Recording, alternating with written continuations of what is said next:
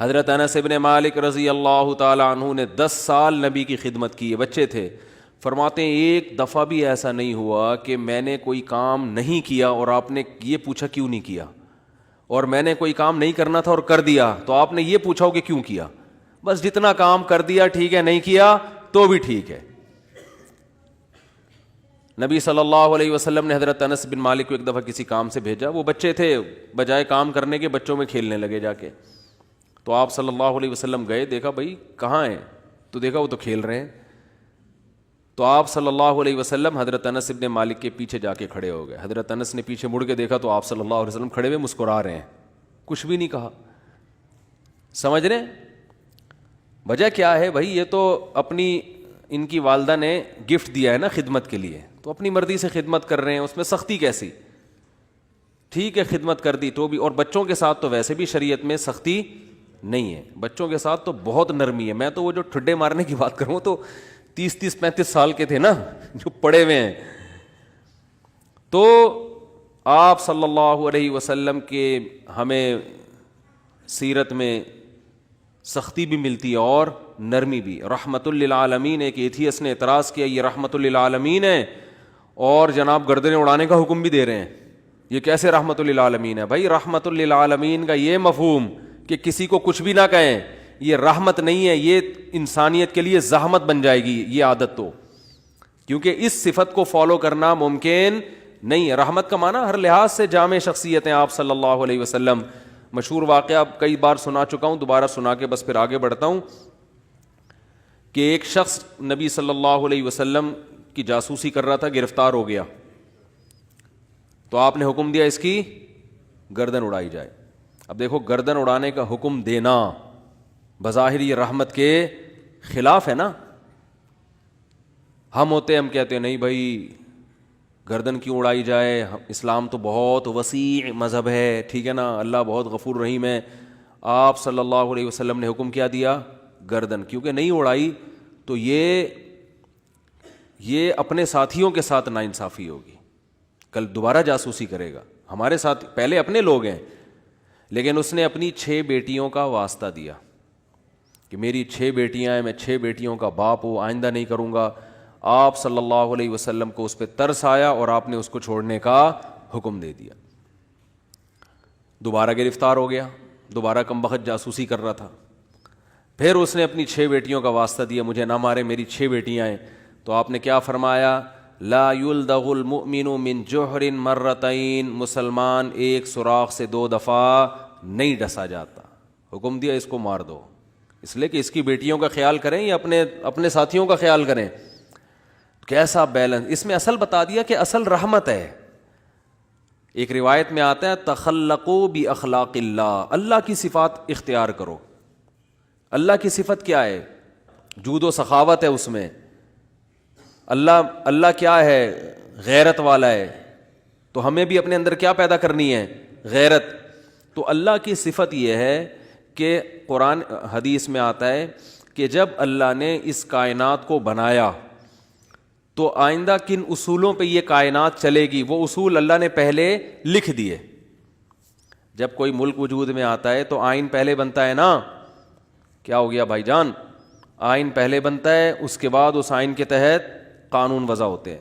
تو اللہ نے سب سے پہلے جو چیز پیدا کی وہ قلم. حدیث میں یہ ہمیں سمجھانے کے لیے مثالیں دی گئی ہیں. اول ما خلق اللہ القلم، سب سے پہلی چیز جو اللہ نے پیدا کی وہ کیا ہے؟ قلم. کائنات کو بنانے کے بعد، تاکہ جو کائنات جن اصولوں پہ چلے گی نا وہ اصول، وہ آئین پہلے سے طے ہو جائیں کہ اس آئین کے تحت چلے گی. اور اللہ نے سب سے پہلی چیز قلم بنا کے اسے حکم دیا لکھ. ٹھیک ہے نا؟ کیا حکم دیا؟ بولو نا، لکھ. تو پہلا اصول لکھا سبقت رحمتی علی غضبی، میری رحمت میرے غصے پر غالب رہے گی. کیا پیاری بات اللہ نے ہم لوگوں کے لیے لکھ دی، جس کی وجہ سے آج ہم بچے ہوئے ہیں. یعنی جہاں غصے اور رحمت میں ٹکراؤ ہوگا تو رحمت کیا ہوگی؟ رحمت کا گراف ہمیشہ اوپر رہے گا. اللہ یہ بھی لکھ سکتے تھے کہ میرا جو غضب ہے وہ ہوگا ہی نہیں. میرا غضب ہوگا ہی نہیں، ہمیشہ کیا رہے گی؟ رحمت، رحمت ہی رحمت کے اصول پہ چلے گی، غضب نہیں ہوگا. تو پھر لوگ پیغمبروں کی نہیں مانتے. قوم عاد، قوم سمود تباہ نہ ہوتی، قوم لوط تباہ نہ ہوتی، فرعون سمندر میں غرق نہ ہوتا پانی میں اور آگ میں نہ جلتا اور جہنم نہ ہوتی. تو اللہ نے یہ نہیں لکھا کہ میرا غضب ہوگا ہی نہیں، بلکہ اللہ نے لکھا کہ غضب بھی ہوگا، رحمت بھی. لیکن رحمت اور غضب میں جب ٹکراؤ ہوگا نا تو رحمت کو کیا کروں گا؟ غالب کروں گا. جیسے کوئی گناہگار جب توبہ کرتا ہے تو اس کی توبہ کا تقاضا ہے کہ معاف کیا جائے، سابقہ گناہوں کا تقاضا ہے کہ معاف نہ کیا جائے. تو جب ٹکراؤ ہوگا تو رحمت کو اللہ کیا کر دیں گے؟ غالب کر دیں گے. رحمت کو اللہ ہمیشہ غالب کریں گے. تو یہی نبی صلی اللہ علیہ وسلم کی بھی صفت کہ جب رحمت اور غضب میں ٹکراؤ ہوتا تو آپ صلی اللہ علیہ وسلم کی صفت رحمت کیا ہوتی؟ ہمیشہ غالب ہوتی. اس کی بہت ساری مثالیں ہیں. مشرکین مکہ نے کتنا ستایا، جب مکہ فتح ہوا تو آپ نے فرمایا لا تثریب علیکم الیوم، سب کو معاف کر دیا، ضرورت نہیں ہے تلوار چلانے کی. بھائی اب ان کو قتل کر کے کیا ملے گا؟ ہمیں ضرورت نہیں ہے، جو اللہ نے ہمیں غلبہ دینا تھا وہ دے دیا ہے. تو نہیں تلوار چلائی آپ صلی اللہ علیہ وسلم نے، بلکہ مشرکین کے جو سردار تھے ان کو الگ سے عزت دی آپ صلی اللہ علیہ وسلم نے. لیکن جہاں یہ جو جاسوس پکڑا گیا تو اس میں بھی معافی مانگی، 6 بیٹیوں کا حوالہ دیا. جب 6 بیٹیوں کا حوالہ دیا تو بیٹیاں ہونا اس کی علامت ہے کہ باپ پہ کیا کیا جائے؟ رحم. بیٹیوں کا کون پوچھے گا بعد میں؟ جاسوس ہونا اس کا تقاضا کرتا ہے کہ گردن اڑائی جائے. تو یہاں بھی رحمت اور غضب کیا ہو رہے ہیں؟ بولو بھائی، ٹکرا رہے ہیں. اس لیے آپ صلی اللہ علیہ وسلم نے کیا حکم دیا؟ چھوڑ دو. بیٹیوں کا واسطہ دے رہا ہے. دوبارہ جب پکڑا گیا ہے تو اب بھی اگر چھوڑنے کا حکم دے دیا جاتا تو اس کا مطلب صفت غضب ہے ہی نہیں. اور یہ بہت خطرناک چیز ہے کہ آپ کے اندر غضب کی اور انتقام کی صفت ہی ختم ہو جائے، انتقام لیس ہو جائیں. اس کا مطلب آپ قوم کے لیڈر نہیں بن سکتے، آپ قوم کو گائیڈ نہیں کر سکتے، آپ قوم خود بھی ڈوبو گے، قوم کو بھی ڈبو دو گے، آپ برباد ہو جاؤ گے. تو میں یہ اتنی ڈیٹیل میں اس لیے بیان کر رہا ہوں کہ یہی چیز ہمیں بھی اپنانے کی ضرورت ہے. اصل پیار ہے، اصل محبت ہے، اصل رحمت ہے، اس کو غالب رکھنا ہے ہمیشہ. لیکن انتقام لیس بولو نہیں بن جانا، غضب لیس بولتے کیوں نہیں، کیا ہو گیا؟ نہیں بننا ہے. ایسا نہیں ہو جانا کہ اتنے میٹھے کے جو بھی چائے نگل لے کھا کے. تو یہ جو علماء پہ لوگ اعتراض کرتے ہیں وہ یوں نہیں کیا تو ان کو غصہ کیوں آ گیا، کھڑے کھڑے سنا کیوں دی، یہ تو بھائی آدمی ہے، روٹی کھائیں گے تو غصہ آئے گا. اور اگر اتنے میٹھے کہ جو بھی جو مرضی کرتا رہے غصہ ہی نہ آئے تو ایسا نہیں ہوتا. پیغمبروں کو نہیں غصہ آیا. حضرت موسیٰ علیہ السلام کلیم اللہ، صحیح ہے نا، ان کا جلال کیا تھا؟ مشہور تھا، کلیم اللہ تھے. کیسا جلال کے واقعات ہیں. حدیث میں آتا ہے کہ موت کا فرشتہ حضرت موسیٰ علیہ السلام کے پاس آیا انسانی شکل میں. حضرت موسیٰ نے پوچھا کیسے آنا ہوا؟ ٹھیک ہے، کہا موت کا فرشتہ ہوں، آپ کی روح قبض کرنے آیا ہوں. حضرت موسیٰ نے ایک کھینچ کے تھپڑ لگا، اتنی زور سے مارا ان کی آنکھ نکل کے گر گئی نیچے. وہ اللہ کے پاس گئے، اللہ اپنے کس بندے کے پاس بھیجا ہے تو نے مجھے؟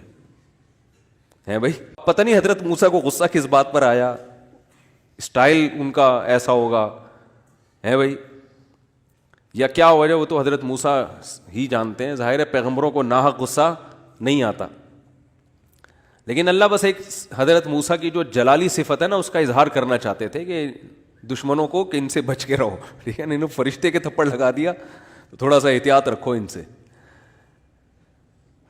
تو اصل کیا ہے میرے بھائی؟ اصل محبت ہے. یہ میں اس لیے بتا رہا ہوں کہ بعض لوگ الٹی کوالٹی ہوتی ہے ان کے اندر. اصل غصہ ہے، جب دیکھ لیں غصہ جاری نہیں ہو رہا تو پھر تمیز پہ آ جاتے ہیں وہ. ٹھیک ہے نا، شروع میں کیا کرتے ہیں؟ غصہ اور مار دھاڑ اور گالیاں یہاں سے شروع کرتے ہیں پہلے. یعنی آپشن یہ ہوتا ہے ان کا، اگر اس سے بندہ قابو میں نہیں آیا تو ان کو اندازہ ہو جاتا ہے یہ قابو میں آنے والا نہیں ہے، پھر وہ کس سے بات کرتے ہیں؟ تمیز سے بات کرتے ہیں. بالکل اس کی مثال ہے، ایک آدمی نے کسی کے چاقو رکھا, بولا تیری جیب میں جو کچھ ہے نکال دے. اس نے ٹی نکال دی. ٹھیک ہے نا,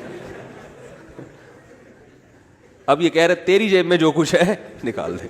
ٹھیک ہے نا, یعنی سامنے والا اگر آپ سے بھی بڑا فنٹر نکل آیا, آپ سے بھی بڑا فنٹر نکل آیا, تو پھر آپ کہتے ہو بھائی یہاں تمیز, یا تمیز سے بات کے علاوہ آپ کے پاس کوئی آپشن نہیں, فوراً غصہ ٹھنڈا ہو جاتا ہے. تو یہ غلط ہے.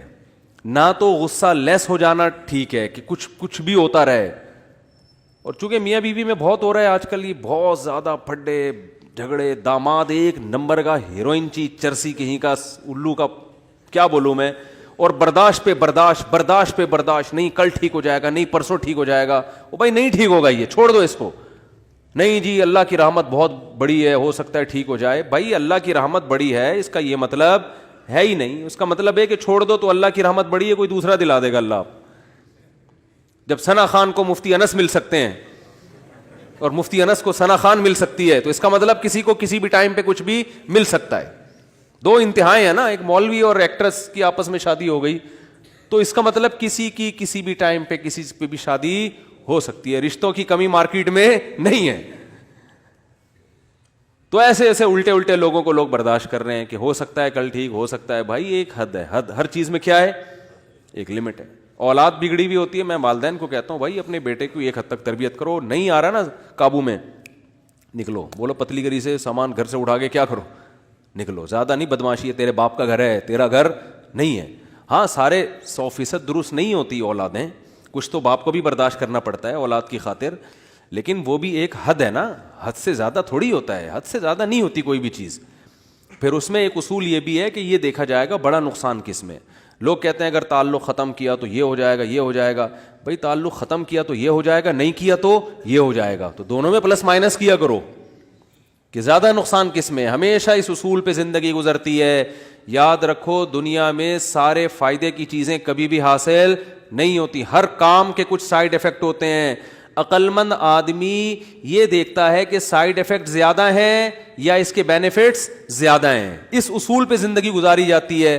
اگر اس اصول پہ زندگی نہیں گزارو گے, ساری زندگی کبھی کوئی فیصلہ آپ سے ہوگا ہی نہیں. سمجھ رہے ہو کہ نہیں سمجھ رہے؟ ساری زندگی کنفیوز رہو گے اور کبھی کوئی فیصلہ آپ سے ہوگا ہی نہیں. ہمیشہ اس اصول پہ زندگی گزرتی ہے کہ یہ کام کرنے میں بھی نقصان, نہ کرنے میں بھی, کرنے میں زیادہ یا نہ کرنے میں زیادہ. اس کو پلس مائنس کر کے فوراً رپورٹ مارکیٹ میں لایا کرو, ٹھیک ہے نا, اور رپورٹ خود تیار کرو, کرنا ہے بھائی کہ یہ سائیڈ افیکٹ ہیں اس کے, تو یہ برداشت کریں گے. جیسے اینٹی بایوٹک ہے, کچھ سائیڈ افیکٹ ہوتے ہیں, اب ہوتے ہیں تو ہوتے رہیں. کیا خیال ہے؟